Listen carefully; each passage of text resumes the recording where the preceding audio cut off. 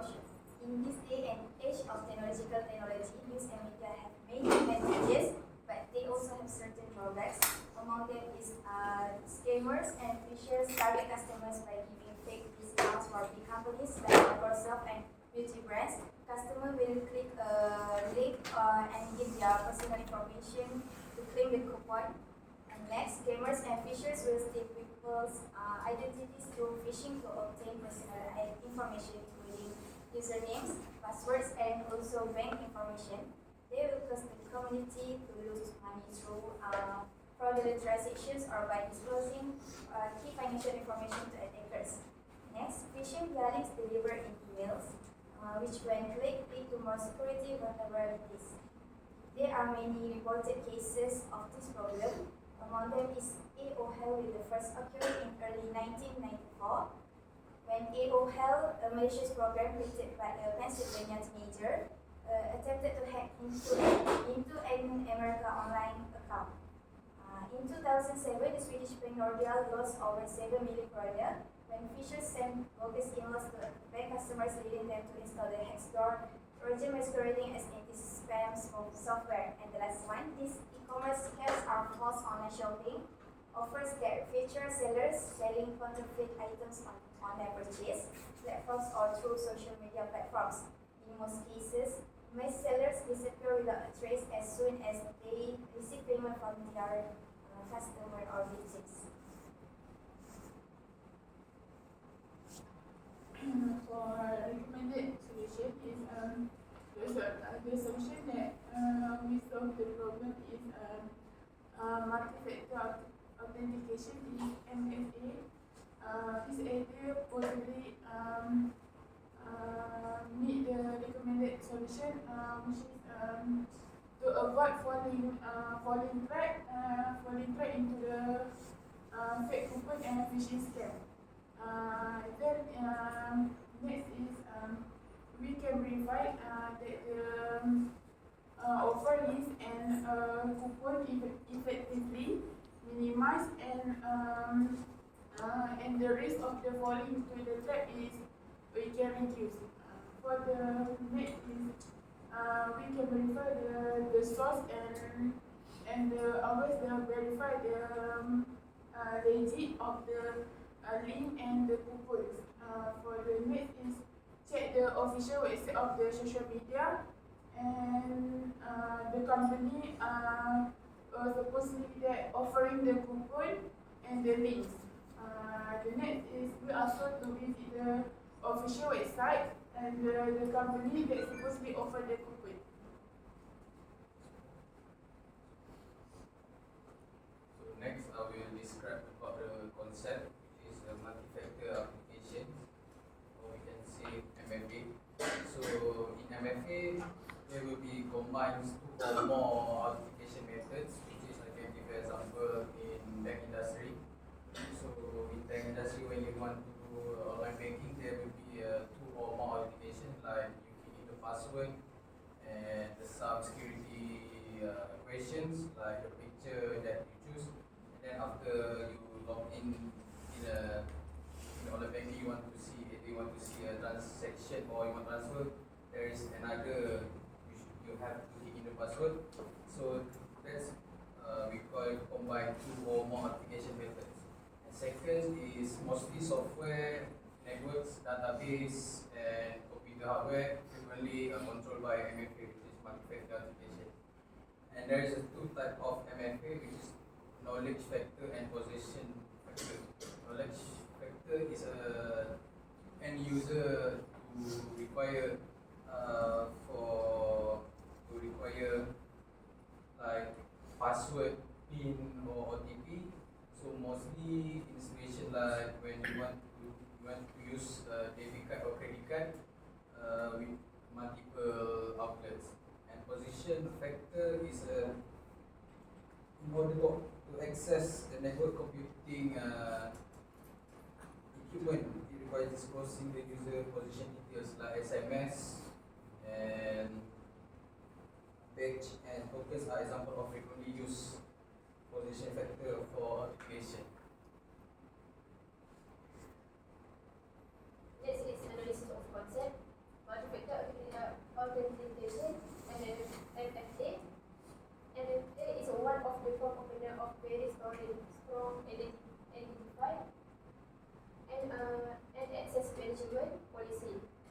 also requires one or more additional authentication factor that will reduce the possibility of cyber attack. So how authentication, how MFA works? Next, first of all, it will be when, for example, an user log into their account, the individual will enter the username and password as usually. Then MFA will ask the account user to verify their identity.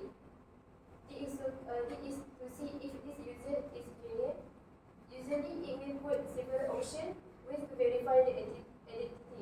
And one of the MFA factor is the password, one-time password, OTP. OTP is a 4-digit code that we often receive via email, SMS, and kind of mobile application. Which OTP a new code is used period or every time an authentication request is submitted. Code are generated based on the seed value given to the user when they first register, and some other factor which can be incremental, counter, or a time value. Next is advantages of using MFA. First, protects our personal information from information leak or hacking. Second is will keep the user identity safe. Third is security tool that makes regularity complex.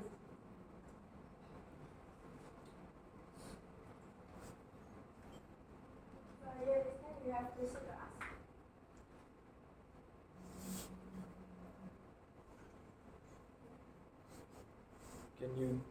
Can you give some tips to avoid being hacked? The tips or I can say the step is you can use a strong password, which is use something like that don't use the well-known information about yourself. And then the second one is don't use Wi-Fi public. So starting from there, scammer also can detect your info from there. And the next one, first step is I can say that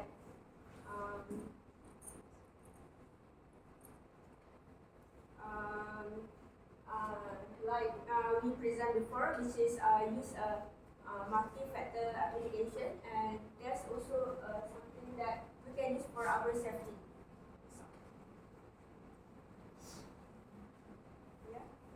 These are multi-factor authentication. What another tools that we can use to avoid of being hacked? What apps? Huh. What another apps?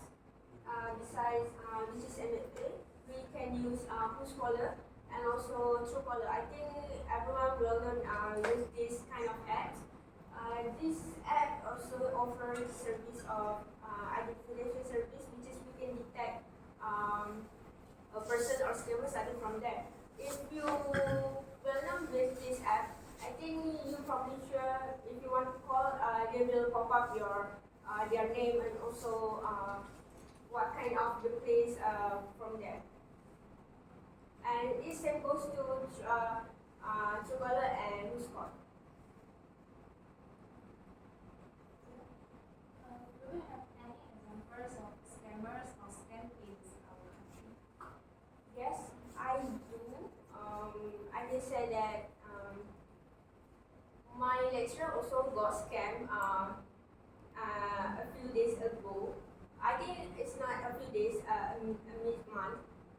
He got scammed almost 2,000 from his friend itself. He said that his friends called him just want to borrow his money around 2K because he already did invitation transfer in one day. And when he got a call, at first he knows that yes, it was truly his friend. friend, and then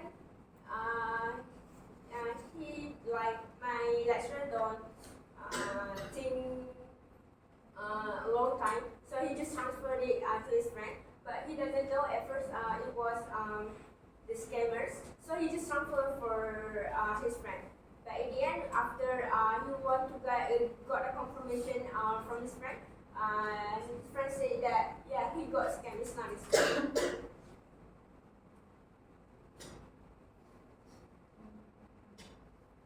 I want to have some to answer his question about how to avoid being hacked. Okay, so I think nowadays we all have Face ID, biometric sign in, so they're more secure from being hacked. You also can when you found a link feel like weird, you can go research about the link first before you click. So, yes.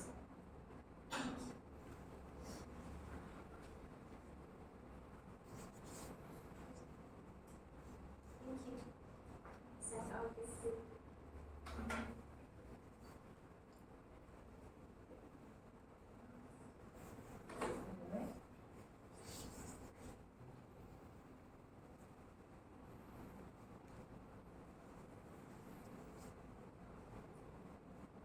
Okay, now let's go to the comments. Okay, so far for these presentations, the first thing is going to be PPT slideshows. Okay, for the layouts should be okay, and the colors should be good too because it's bright enough for people to be enlightened and aware of the issues. Okay, and then in terms of last part's conclusion, mini conclusion, at least you have a mini conclusion should be okay. Because all you start having Q&A before the conclusion. Supposedly you need to conclude a little bit about the whole and then go to the Q&A sessions. Okay, now in terms of Q&A session just now, okay, so this person for right now, okay, it's quite risky for you to have these only sessions for the Q&A session because of sometimes questions will be different and maybe you give them several questions that might be installed into your memory about the answers, but sometimes it could be unexpected. So you need to be ready in terms of organizations, okay, in terms of the organizations of how to answer the questions because it's quite risky to have only Q&A sessions compared to the other presenters. But still okay, I like this idea, okay, because of for me, this one would really embrace your presentation skills because of you need to be ready at most of the time. Okay, so this one should be okay. But in terms of organization, that will be much better to be organized, improvised like. Okay, interesting and original. Yes, this will be original and also interesting for us to go. Okay, having a Q&A session. Okay, so far for the video aid, everybody got good marks done in terms of the content so far and also the language parts. And all the presenters are having good marks in terms of the fluency because most of you guys are not really